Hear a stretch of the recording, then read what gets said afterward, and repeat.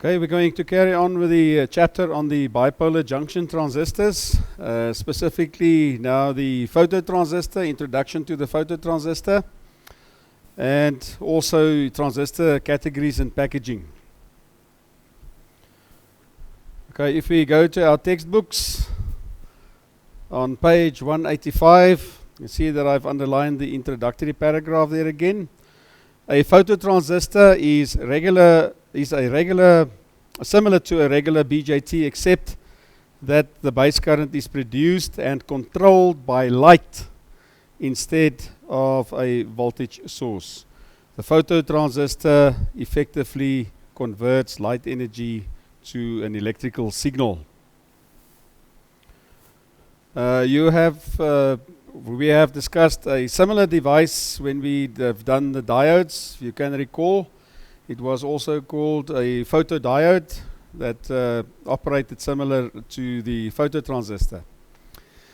Anyway, in figure 426, there are typical packages for a phototransistor, and of course also the schematic symbol for a phototransistor.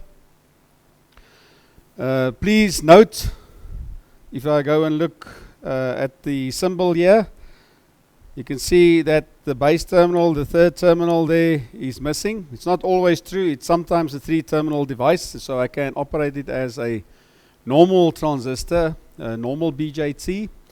But most of the devices only has two terminals, and as we've read, it's light activated. So you can also see then that these two arrows pointing towards the transistor symbol indicates that this is a phototransistor. Alright, so make sure that you know the schematic symbol of a phototransistor as well. If you go back to the textbook, you can perhaps mark, as I have marked here, as well, the section. In a phototransistor, the base current is produced when light strikes the photosensitive semiconductor base region. The collector base p-n junction is exposed to incident light through a lens opening in the transistor package. When there is no incident light, there is only a small thermally generated collector to emitter leakage current, ICEO, and this dark current is typically in the nanoampere range, and we normally ignore it. When light strikes the collector base p-n junction though, a base current I lambda, see the Greek symbol there, is produced that is directly proportional to the light intensity. This action produces a collector current that increases with I lambda. So except for the way the base current is generated, a phototransistor behaves as a conventional BJT. As they also state here, that there is no electrical connection to the base in some cases, but you can also get a three-terminal device.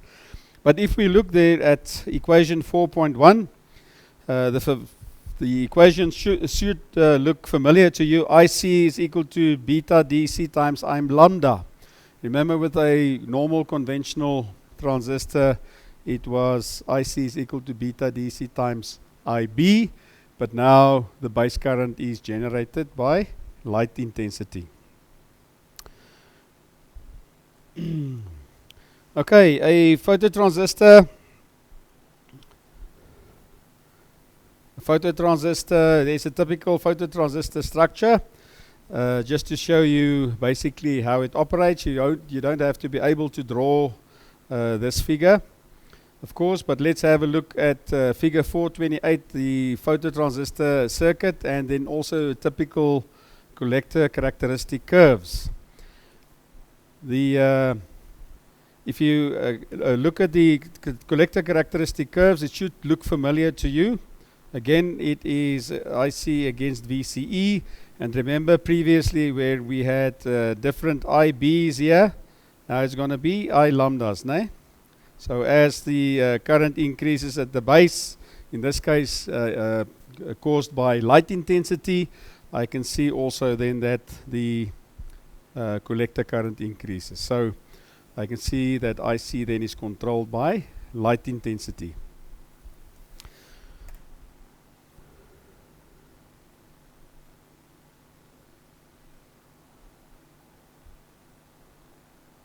as indicated there. Anyway, if I go back to the textbook, I can see there a phototransistor that I've marked over there. It fits in. Yes, there it fits in. A phototransistor can be either a 2-lead or a 3-lead device. A 3-lead configuration, the base lead is brought out so that the device can be used as a conventional BJT with or without the additional light sensitivity feature, because it's not designed that way. It should be a 2-lead configuration. The base is not electrically available and the device can be used only with light as input. In many applications, the phototransistor is used in the 2-lead version. Okay, but as I've explained to you now as well, the figure 428 shows a phototransistor with a biasing circuit and a typical collector characteristic curves, the same as we've done with the BJT. Notice that each individual curve on the graph corresponds to a certain value of light intensity. In this case, we can see that the units are milliwatt per square centimeter, and that the collector current increases with the light intensity. Now, phototransistors are not sensitive to all light. Just below figure 428, but only to light within a certain range of wavelengths. They are most sensitive to particular wavelengths in the red and infrared part of the spectrum, as shown by the peak of the infrared spectral response curve in figure 427. You can see there in the books as well. All right, then applications.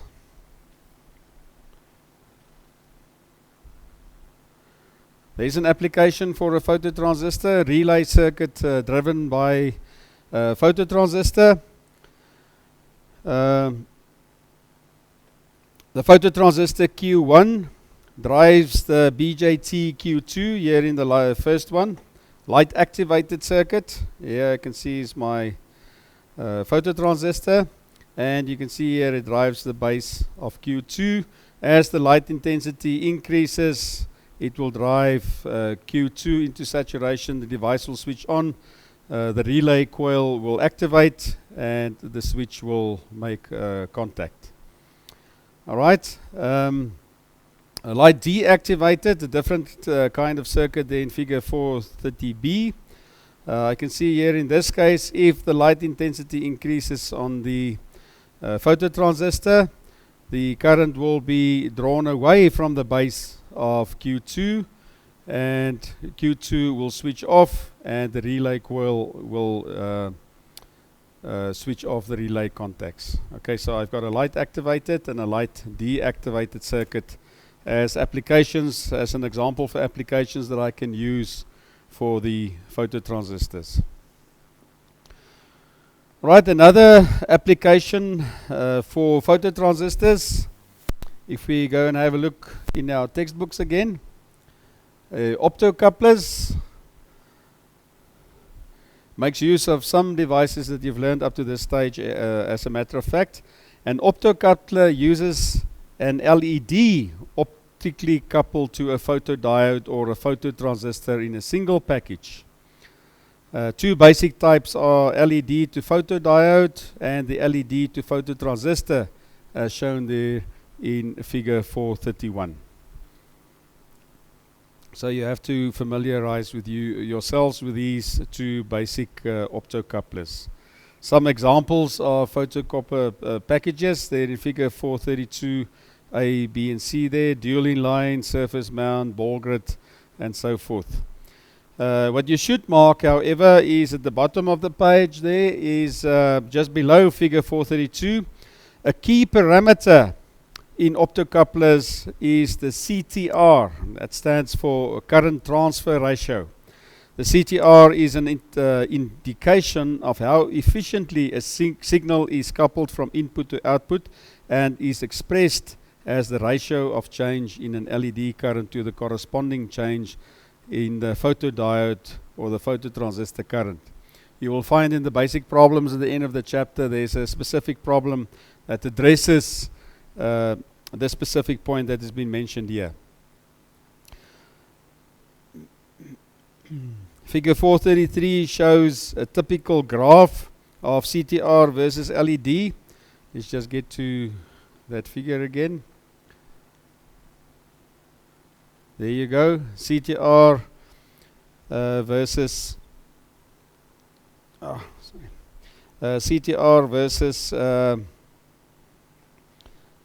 IF for a typical optocoupler. For this case, it varies from 50% to about 110% if you go and look here at the curve. Right up to there, and we can see there about 110%. Anyway, optocouplers, you can mark this last paragraph on page 188 as well, and show you that well, we can read it as well. Optocouplers are used to isolate sections of a circuit that are incompatible in terms of the voltage levels or currents required, because there's no electrical connection. For example, they are used to protect hospital patients from shock when they are connected to monitoring instruments or other devices, and they are also used to isolate low current control signal circuits from noisy power supply circuits or higher current motor and machine circuits.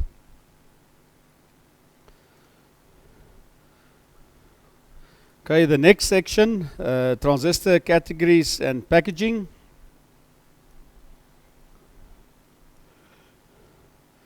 BJTs are available in a wide range of package types for various applications. Those with mounting studs or heat sinks that are usually power transistors, low power and medium power transistors are usually found in smaller metal or plastic cases. Still another package classification is for high frequency devices. You should be familiar with common transistor packages and be able to identify, of course, the emitter, base and collector terminals. Otherwise, you won't be able to use it in a specific design or circuit. Alright, the first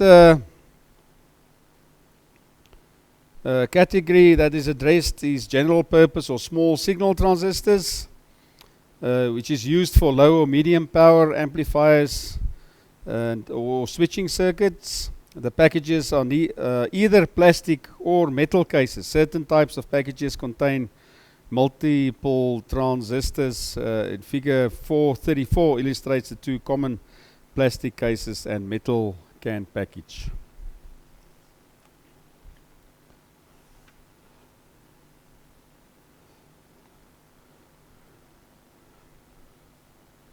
Examples of multiple transistor packages. Some of the multiple transistor packages, such as the dual inline or the DIP and the small outline SO, are the same as those used for many integrated circuits. Typical pin connections are shown so that you can identify the emitter, base and collector, of course. The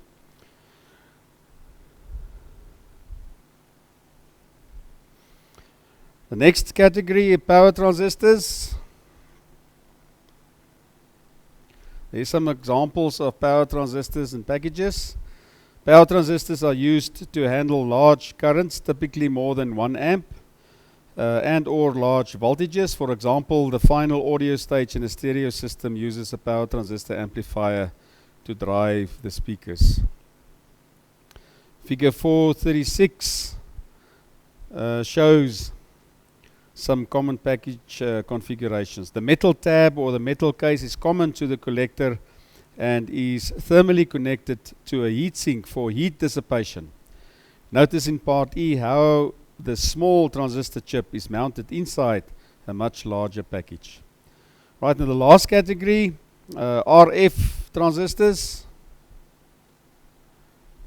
RF transistors are designed to operate at extremely high frequencies and are commonly used for various purposes in communication systems and other high frequency applications. Their unusual shapes and lead configurations are designed to optimize certain high frequency parameters. Alright, this concludes this section that I wanted to discuss. So please again make sure to read through The sections discussed examples, true, false quiz, certain action quiz, self-test, and importantly, basic problems. And for this specific section, basic problems number 31 to 36.